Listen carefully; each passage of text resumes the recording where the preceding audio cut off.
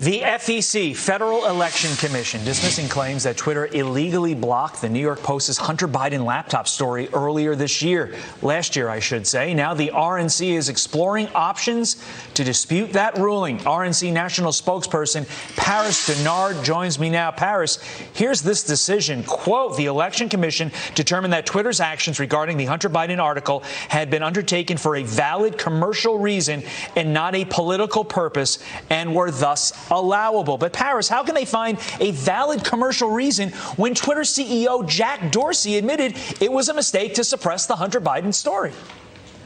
Exactly. This is why this was not a valid commercial reason. What they did was a deliberate political reason to block the Post Twitter account because they did not like what they were saying, because it was going to impact the 2020 election in favor of Donald Trump and away from Joe Biden. This is exactly why the RNC is exploring our options to appeal the FEC's ruling, because we believe this action that Twitter did is an illegal corporate political in-kind contribution that definitely suppressed the information, the data, the facts about Hunter Biden, and it would have put a negative light on Joe Biden, and we believe that's why they blocked it.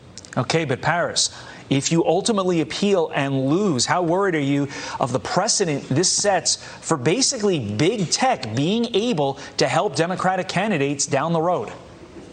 Oh, there's no doubt that this is something that is very, very important to the American people. We already saw the fact that they ridiculously banned President Trump from Twitter, and so many other Americans, everyday Americans, do stories that we haven't even heard. That's why there's a class action lawsuit about this very issue.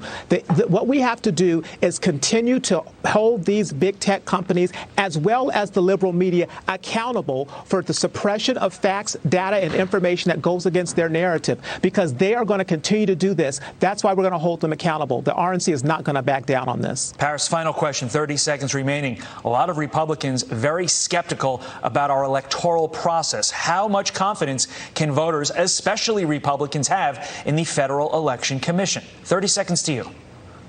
I think this action of the FEC is deplorable, and the American people should be very concerned about it. But the RNC is going to continue to fight on the issue of election integrity, because we have to make sure that people feel secure about the vote. We want to make it easy to vote, but harder to cheat. That's why we support these states who are doing such that, to ensure that the security of our elections is something that is critically important moving forward. This one makes no sense to me. You have an admission. Usually the person who admits something goes to jail. Not in this case. Paris Dennard, thank you for your insights, sir.